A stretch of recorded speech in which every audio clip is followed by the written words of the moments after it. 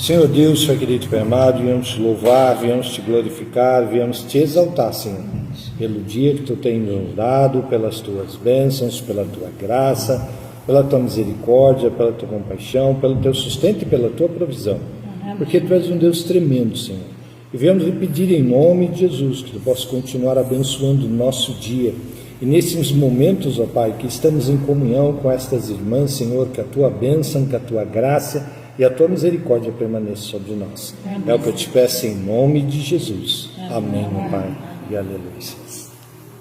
Amém. Hoje nós vamos estar conversando sobre um versículo que é muito conhecido, que está lá no livro de João 1, versículo 1, que diz assim: no princípio era o Verbo, e o Verbo estava com Deus, e o Verbo era Deus. Vocês lembram que nós temos pegado bastante nesse ponto de leitura bíblica? De vamos ler a palavra. Por que nós vamos ler a palavra? Porque através da leitura conhecemos a quem? A Jesus, a Deus. E esse versículo de João é muito claro no que diz respeito a isso. No princípio era o Verbo. O que é o verbo, gente? Tem uma professora de português aqui que pode explicar bem isso daí. No princípio era o verbo. O que é o verbo?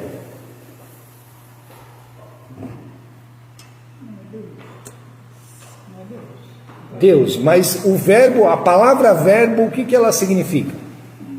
A palavra verbo. Vamos lá, gente. Explica aí, professora. Era a ação. Era aquilo que era quem agia. Aí. Tá vendo? Verbo significa ação. Quando significa uma coisa, isso. assim, alguém... Pode falar, fala aí. Alguém assim tiver uma que vai fazer alguma coisa. Então, no princípio era o Verbo, e o Verbo estava com Deus. Ou seja, a ação. Quando nós entramos lá em Gênesis 1:1, o que fala Gênesis 1:1? Vamos lá, gente.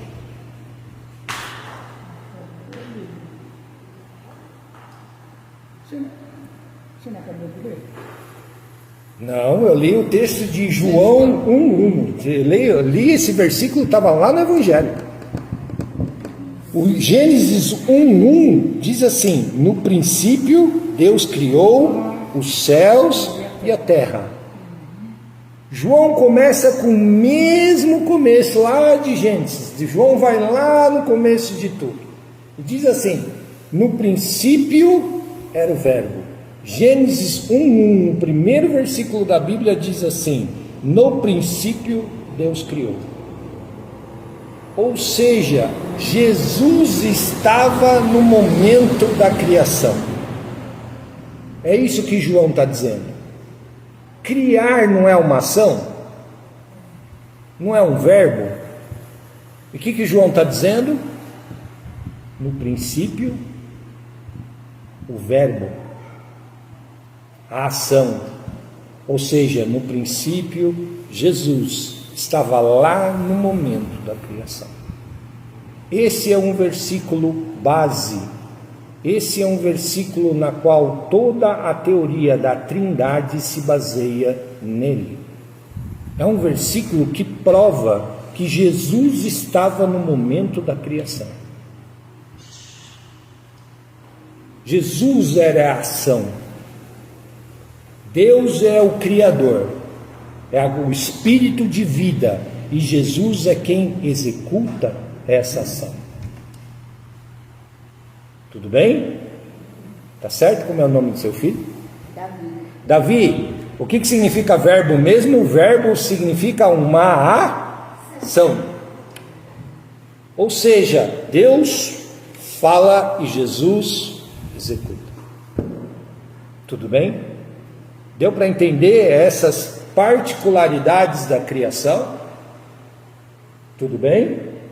Tá ok? Então João diz assim: no princípio o verbo, e o verbo era Deus. Ou seja, a ação estava com Deus, estava ao lado de Deus. Deus falava e Jesus executava. Tudo bem? Tá certo? E agora vem uma pergunta: por que é importante conhecer a palavra? O verbo é uma palavra. Tudo bem? O verbo é uma palavra. Por que é importante a gente batido tanto nessa tecla? Vamos ler a Bíblia, porque através da leitura da Bíblia eu conheço o Deus da criação e conheço Jesus, a palavra.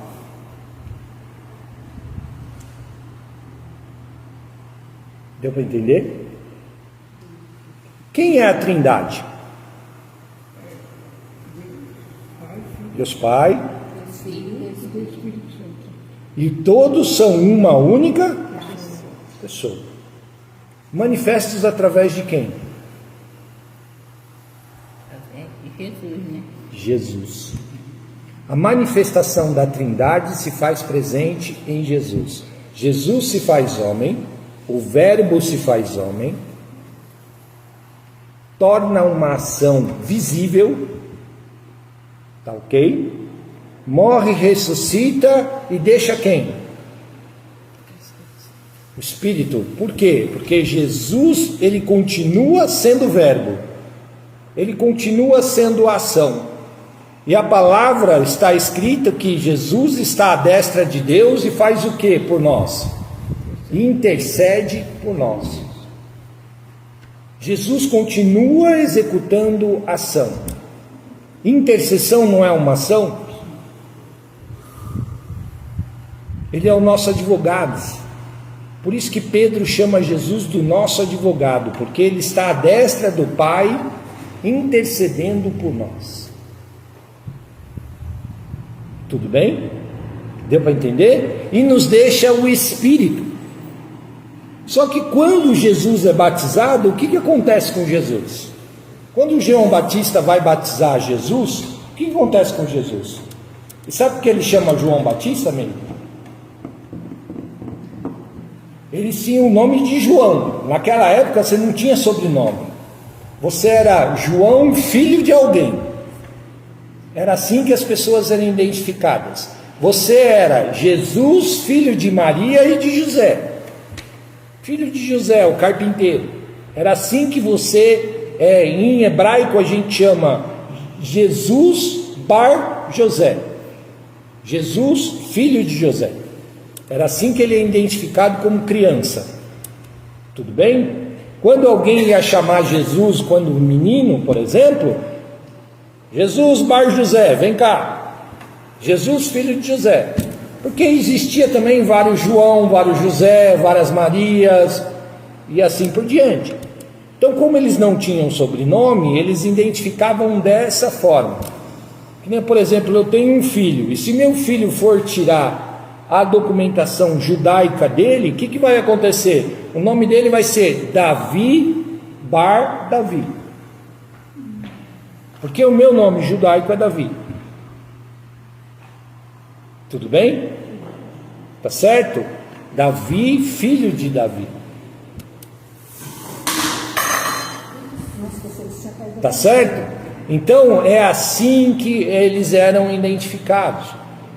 João Batista ganha esse sobrenome de Batista porque ele executava batismos, mesmo antes de Jesus. Então eles identificavam: João está lá no rio batizando. Então tudo bem, o João tem um monte. Então quem é o João? É aquele que se veste com pele de carneiro, de camelo e tudo mais e tal.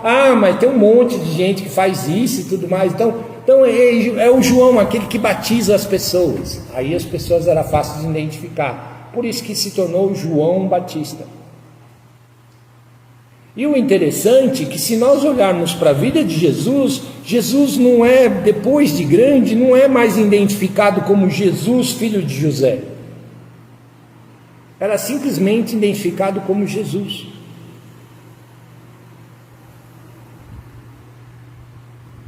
E o nome Jesus, na verdade, deriva de Joshua, Josué.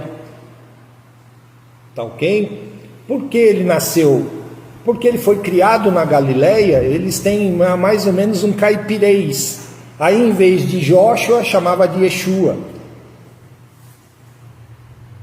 Porque no caipirês lá do hebraico era difícil de falar Joshua. Então chamava de Yeshua. E aí ficou Yeshua. Jesus. Tá ok? Então, Jesus não era identificado como filho de José. Por quê? Porque as pessoas, internamente falando, o Espírito Santo já identificava como Jesus sendo filho de Deus. E Deus era inominável naquela época. Não se dava nome a Deus. Se falava o Eterno. Tudo bem? Por isso que você não vê Jesus sendo chamado de Jesus Bar alguém. Jesus Bar José. Não. Era só simplesmente Jesus. Por isso que Jesus não tinha sobrenome. Quando falam de Pedro, quem é eles? Simão Bar Jonas. Pedro, filho de Jonas, porque o pai de Pedro chamava Jonas. Tudo bem? Então, Jesus não tinha esse sobrenome. João Batista tinha esse sobrenome porque batizava. Então, a palavra também trazia quem era a pessoa. Mas, Jesus, filho de Davi, não é? Raiz de Davi. Não é filho de Davi. Jesus, raiz de Davi. Porque José e Maria eram descendentes de Davi. Tudo bem? Tá certo? E porque existia uma promessa de Deus com Abraão. Abraão, nunca vai lhe faltar descendentes. E da sua raiz vão nascer reis, príncipes e sacerdotes. Será aliança. Quando Jesus vem, ele faz uma nova aliança com a humanidade. Mas a aliança feita com Abraão é renovada em Davi. E Deus faz uma nova aliança com Davi, que era descendente direto de Abraão. Davi, sobre a sua casa nunca te faltará um reino. Davi tem descendentes vivos até hoje? Nossa. Um único descendente, que é Jesus, porque ele é eterno. Então, essa aliança que Deus fez com Davi permanece viva até hoje na pessoa de quem? Jesus. Porque tanto José quanto Maria são descendentes da tribo de Davi. Vocês já tinham pensado nisso antes? Vocês estão vendo como Deus é tão engenhoso, Ele vela tanto pela sua palavra, para cumprir a sua palavra. Por isso que a gente tem que ficar atento a esses detalhes na palavra. Lembra na aula passada que nós estávamos comentando que muitas vezes a gente lê a Bíblia, mas a gente passa pelos versículos e não se atenta a esses detalhes.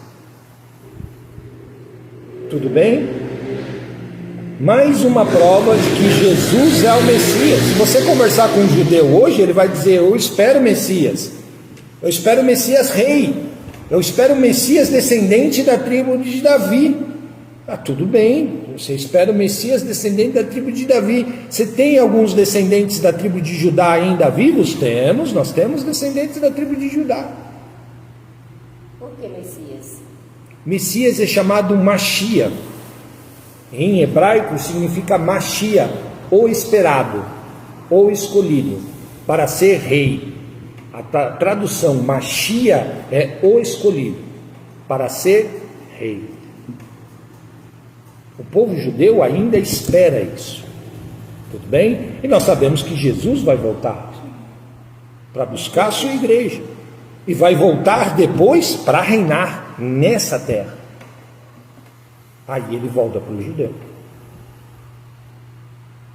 Só que ele não volta como um Deus de amor. Ele volta como um Deus rei. Qual é a diferença?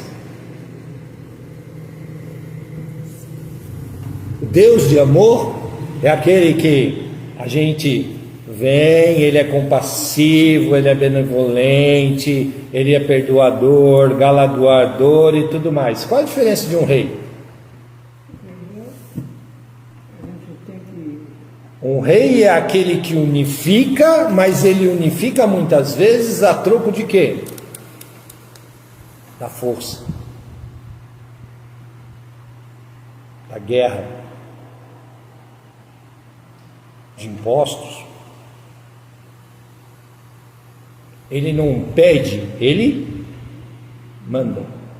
Então, muitas vezes, quando eu converso com algumas pessoas, ele fala assim, as pessoas viram e falam assim: ah, a igreja é o Israel de Deus. Não, a igreja não é o Israel de Deus. Por quê? Primeiro, porque o Israel de Deus fica, não sobe no arrebatamento. E o segundo, porque o Israel de Deus espera um Deus rei. E Jesus vem para governar. Só que aí não é mais aquele Deus de amor que passa a mão na sua cabecinha, vira e fala assim: oh, está perdoado, legal, lindo, bonito, maravilhoso. Não, vim para reinar e vim para governar. E quando eu reino e eu governo, eu não faço tudo aquilo que você espera que eu faça. Eu faço aquilo que tem que ser feito. E muitas vezes tem que se fazer a base do quê? Da força. Mas isso é depois? Depois. Segunda vinda. Por isso que quando eu falo para a igreja: ah, eu sou Israel de Deus. Olha, você tem noção do que você está pedindo? Não, eu sou filho de Deus. Eu, como igreja, eu sou noiva. E como noiva, o noivo vem me buscar. Agora, como Israel de Deus, eu espero o Deus rei, que vem para governar. Então, cara, se ele vai vir, vai ser diferente do reinado? São duas vindas, Meire. Arrebatamento é uma coisa. Arrebatamento, Jesus não pisa na terra. A igreja sobe. Retorno, aí sim, pisa aqui na terra. Aí ele volta. E aí daquele que vai tiver aqui. Porque ele volta para reinar. Ele não volta para um Deus de amor. Ele volta para ser rei. Tudo bem? É para colocar ordem na bagunça que vai estar aqui. E ele vai separar, não vai? Vai separar o dele, ungido, E os que não são. os que não são dele. Isso vai ter o julgamento. Né? Certíssimo.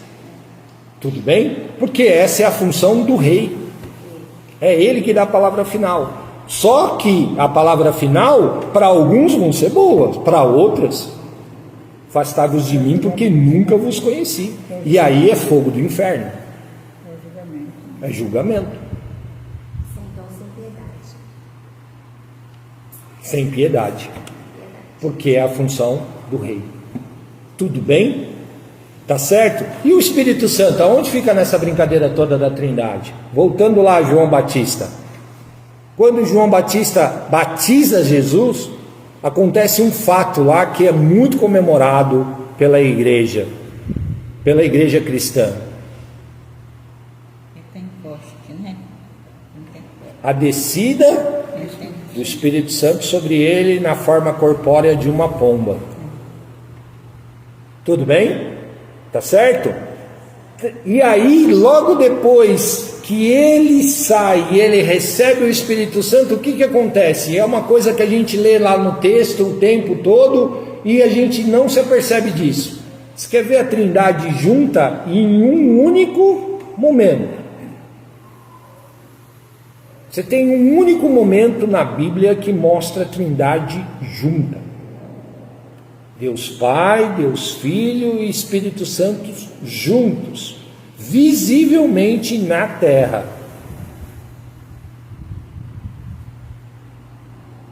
O que as irmãs acham? Quando que foi esse fato? É outro fato que a gente lê na Bíblia e a gente não se percebe disso. Jesus acaba de ser batizado, o Espírito Santo desce sobre ele, vem uma voz que vem dos céus e todos que estavam presentes escutam: esse é meu filho amado, em quem eu me comprazo. Todo mundo que estava lá na beira do Jordão escutou. Pai falando, Jesus presente e o Espírito Santo na forma de pomba sobre Jesus. A Trindade juntos. Tinham reparado nisso? Tinham se reparado nisso? Atentado nisso? Deus Pai, Filho e Espírito Santo, juntos no mesmo episódio. Por isso que o cristão dá muita ênfase ao batismo. Tudo bem? Que foi num momento especial. Você vê a Trindade junta em que momento? No batismo. Tudo bem? Gente, vocês estão se apercebendo por que é tão importante ler a palavra? Lendo a palavra, eu conheço quem? Deus. A Trindade. Conheço a forma com que eles agem e para que eles foram criados. Amém? Amém. Boa aula para você.